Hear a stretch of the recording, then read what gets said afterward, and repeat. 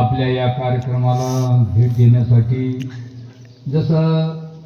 वाल्मिक ऋषीच्या कथेमध्ये शुकाचार्यासारख्या माणसांनी येऊन बसावं अशी या ठिकाणी बाबा परमपूज्य खडेश्वरी बाबा शिवशक्ती आश्रम तुपेवाडी बरोबर की बाबाच्या नावाने जोरदार टाळ्या वाजवा.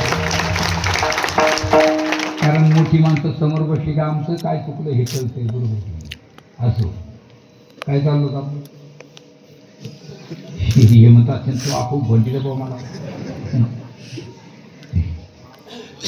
हां हां मावळा ठेवला ते म्हणले